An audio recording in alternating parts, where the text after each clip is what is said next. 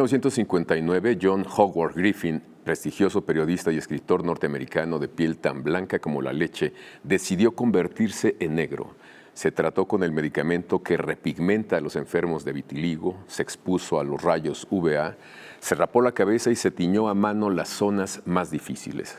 Después se fue a vivir al sur, Nueva Orleans, Mississippi, Georgia, Alabama, para sufrir en carne propia los verdaderos efectos de la segregación racial. Contó su experiencia en un libro apabullante y conmovedor, Negro como yo. Viviendo como un negro, Griffin descubrió que encontrar un baño público donde orinar era un problema tan grave como cansarse, porque la gente como él no tenía derecho a sentarse en los bancos. Sin embargo, los negros andaban sin cesar porque pararse era tan peligroso que mirar el escaparate de un cine que exhibiera un cartel con la imagen de una mujer blanca les costaba como mínimo una noche de calabozo. Creíamos que habíamos acabado con el monstruo, pero los supremacistas del mundo, en todas sus versiones, racistas, fascistas, explotadores, fanáticos religiosos, siguen acechando, latiendo, matando para afirmar su superioridad sobre el resto de la humanidad, su derecho a vivir mejor que los demás, a enriquecerse con la pobreza de los otros. Y todavía dicen que las ideologías han muerto, que todas son iguales y superfluas. Recientemente empezó a circular la segunda edición de Afroméxico, un libro necesario impulsado por la senadora Susana Harp, quien hoy nos acompaña. Gracias, Susana. Gracias a ti, Javier. ¿Cuál es el origen de este libro? El reconocimiento constitucional que logramos y propusimos desde el Senado de la República, y este libro recoge muchas de las voces, muchos de los activistas y mujeres y hombres que han trabajado por años, ya décadas, y que lo que nosotros hicimos, como debemos hacer los legisladores, es llevar su voz, en este caso al Senado de la República, y trabajar técnicamente para que pudiera pasar, ¿no?, esta reforma constitucional y lograr con eso la primera visibilización necesarísima que ellos y ellas pedían desde hace muchos años. Susana, pero esta no es una ocurrencia legislativa. El tema negro, de los negros, de los afromexicanos, es un tema presente en tu trabajo como artista. Sí, fíjate que tuve la oportunidad 2006 y 2007 de empezar a visitar comunidades afrodescendientes, porque el término afromexicano realmente se acuñó después en los propios encuentros de pueblos negros. Okay. Y para mí fue una sorpresa, querido Javier, porque realmente yo me considero que fui una niña, una joven, una adolescente bastante estudiosita, bastante aburrida, diría yo. Y entonces, para mí la sorpresa es decir, bueno, pero si siempre estudié, me acuerdo que en cuarto año de primaria veíamos todo lo del Estado, ¿no? Ya luego el quinto veíamos lo del país y en sexto veíamos la historia del mundo. Y yo me acuerdo haber aprendido pues todo el tema de los pueblos indígenas originarios, como se les decía en los diferentes momentos, ¿no? Claro. Pero jamás nadie me habló de que había comunidades afromexicanas, afrodescendientes. Veíamos de pronto en la Guelaguetza a la gente de la costa que tenía una cierta color de piel, una cierta fisionomía, pero no lo nombrábamos.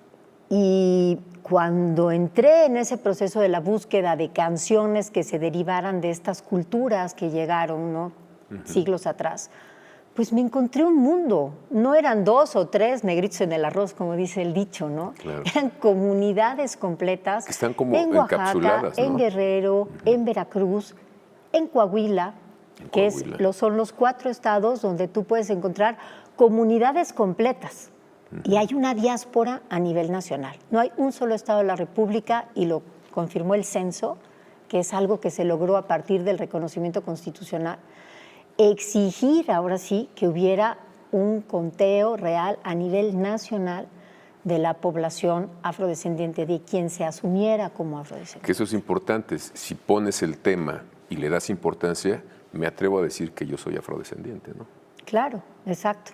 La- Y todavía hay gente que todavía está diciendo, a ver de qué se trata, ¿no? Pero pusimos el tema en la mesa y pues esa es parte de la labor legislativa, llevar estas voces de estas minorías pequeñas, medianas, que de pronto no se ven reflejadas en el día a día en nuestro Estado-nación, ¿no?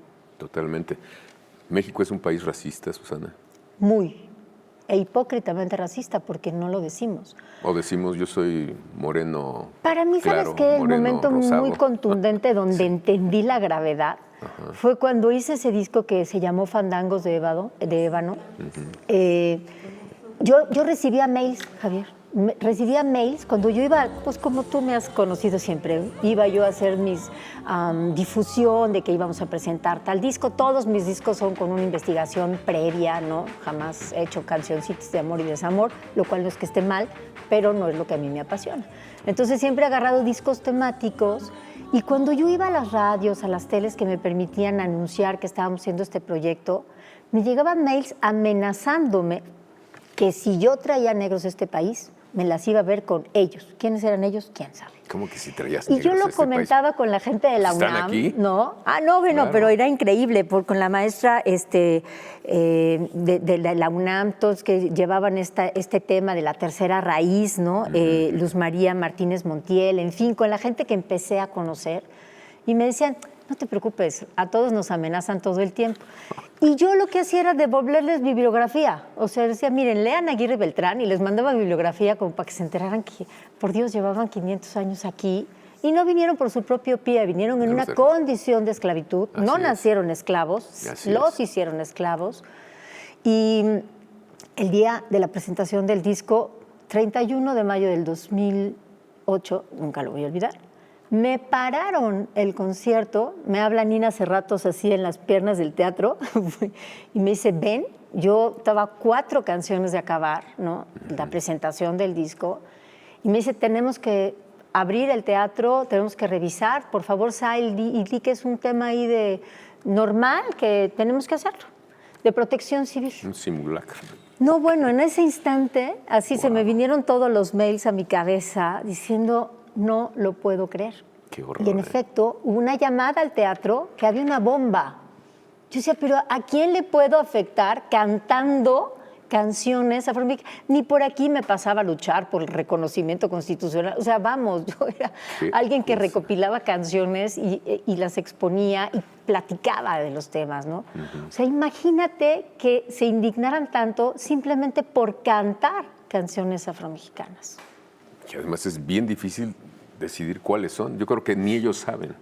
Y No tal importa, vez pero yo llevaba el tema a las mesas. tú lo llevabas y lo señalabas, ¿no? decías. Exacto. Son la llevaba a los claro. radios, la llevaba a las televisoras culturales, a donde me permitían, ¿no? Hablar de mi trabajo de recopilación del disco y, pues, por supuesto, del tema, ¿no? Pues es una experiencia fuerte. Tienes otra, supongo. No, imagínate, o sea, si yo viví eso, que pues nada más cantaba canciones, por supuesto que conocí de boca de las propias mujeres, por ejemplo, de Oaxaca, Angustia se llama una de ellas y es una mujer preciosa que está ahí en el libro, que nos narraba cómo llevaron un grupo de niños y niñas a bailar a Veracruz.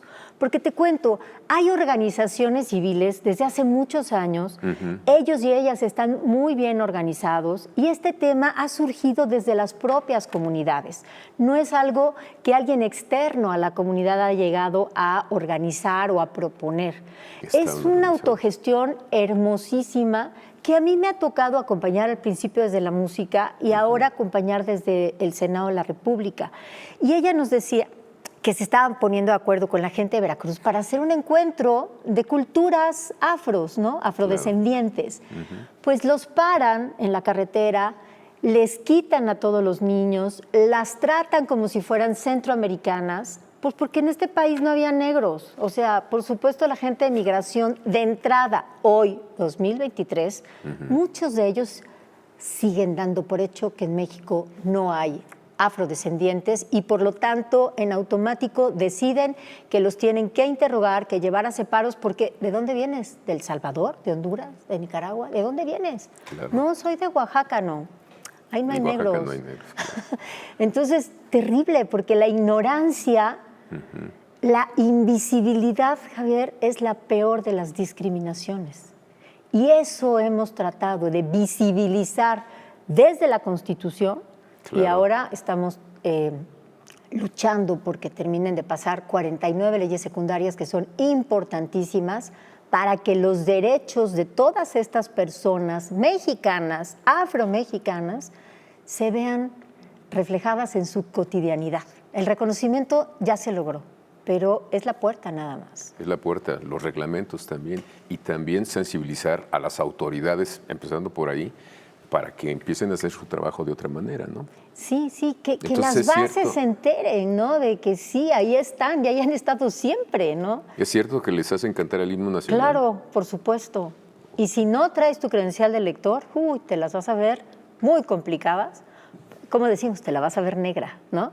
O sea, hasta en los dichos lo traemos metido en la sangre y no nos damos cuenta. Fue una cena de negros, te las vas a ver negras. La mano negra, alguien metió mano negra. O sea, Así es tan inconsciente y tenemos que ponerlo en la mesa, hacerlo consciente y visibilizarlos con dignidad, como son, como otros mexicanos y mexicanas más que tienen los mismos derechos que tú y yo. ¿En el Senado hubo resistencias? No, fue increíble. Es una gran cosa. Fue increíble, la verdad, fue mi primera iniciativa de ley, la presenté en octubre del 2018 y lo que hicimos, la cultura siempre es un gran vehículo, es muy amable y permite sensibilizar desde otro lugar. Así es. Y logré poner una gran exposición en lo que le llaman el patio del federalismo, que es por donde se entra para el Pleno del Senado, con muchas de estas fotos que quien quiera tener este libro lo puede tener, lo tenemos nosotros en el Senado y lo compartimos, es gratuito. Y hicimos una exposición hermosísima, querido Javier. Entonces, Blanca Charolet, específicamente, gran amiga mía, oaxaqueña, fotógrafa de Chahuites, ha estado trabajando en este tema, igual que muchos más, ¿no? Y muchas más fotógrafas. Y me permitió regalarle a cada uno de los senadores y senadoras, o sea, llegaron a su escaño y encontraron una foto hermosísima. Y lo que hacíamos era poner en grande, o sea, no era nada más la foto, sino para mí lo más importante era poner una ficha técnica enorme donde dijera la comunidad y la fecha. Porque cuando veían 2017 decían, ¿cómo? O sea, no son fotos de 1624. Y dices, Que tomó no, Aguirre Beltrán. son de hace ayer, mucho, claro. ¿no? Son de antier. Es lo que pasa ahorita.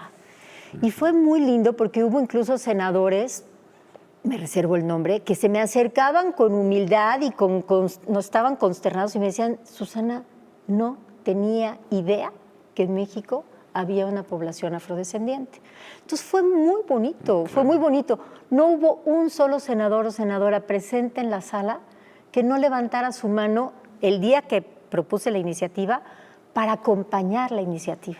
Y el día que ya se votó finalmente el cambio constitucional, todo el mundo votó a favor. Magnífico. Tenemos que ir a un hermoso. corte y regresamos contigo. Fue hermoso.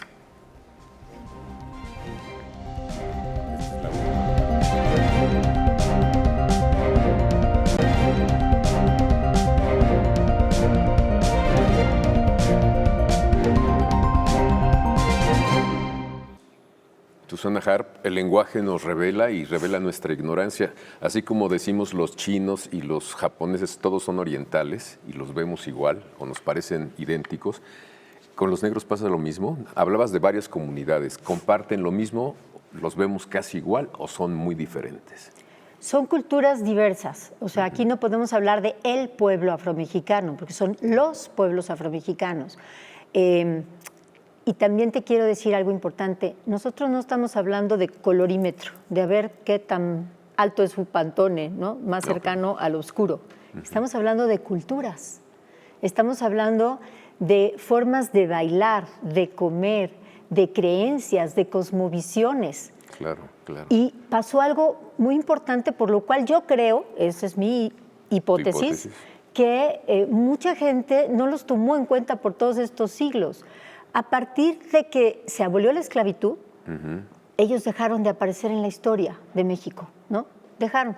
Antes eran contabilizados porque se contabilizaban como activos. Claro. Alguien tenía Qué horror. tantas hectáreas, tantas cabezas de ganado y tantos esclavos, ¿no? Así Y es. se contabilizaban en sus libros, ¿no? Y De después activos. dejaron de existir. Y entonces se hace la abolición de la esclavitud, pasan a ser entonces mestizos, como tú y como yo.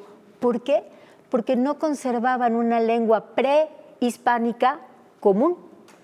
Parte de la estrategia negrera era traer en barcos a las personas de África y metían de diferentes lugares e incluso en las propias embarcaciones, en la parte de abajo, que era donde los traían remando, siempre agarrados de los pies, de las manos, los separaban desde el propio barco para que no se pudieran poner de acuerdo y no pudieran sublevarse. O sea, eran de distintas regiones, no Eran eran de lo mismo. distintas regiones de África, ¿no?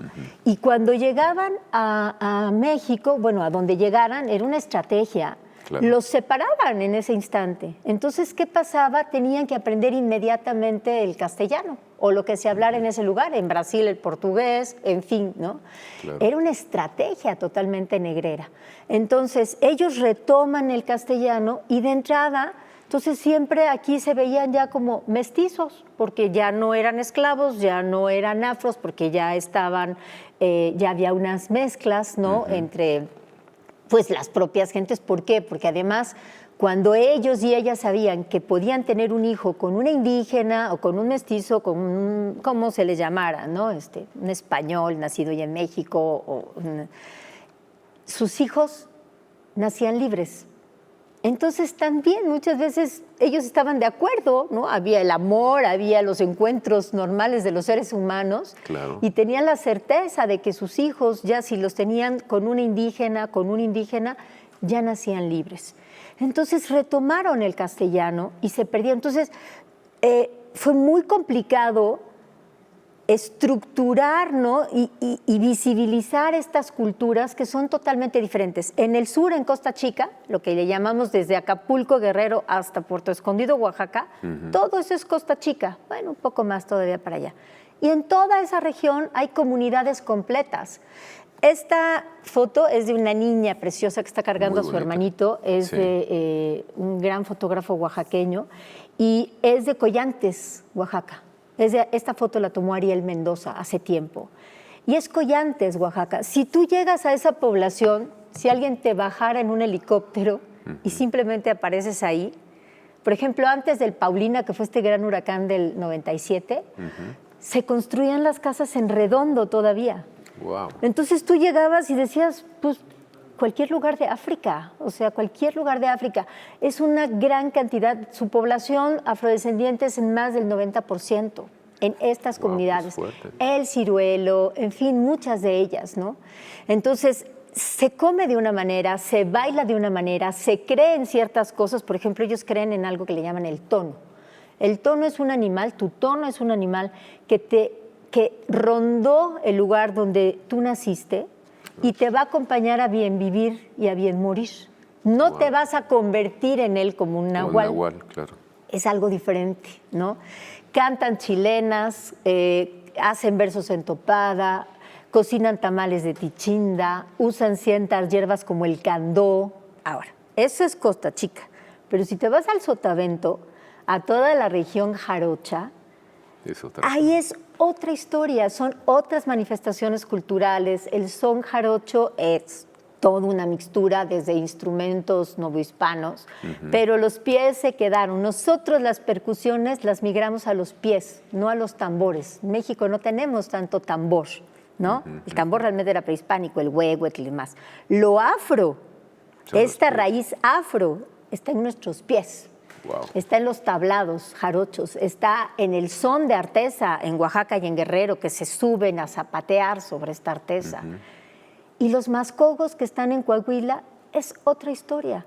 Son pueblos y personas que migraron hacia México porque aquí ya se había hecho la abolición de la esclavitud. Claro, claro. Entonces Juárez, Benito Juárez, les da un territorio en Coahuila, tanto a los mascogos como a los kikapús, para que pudieran vivir libre y claramente en una zona específica.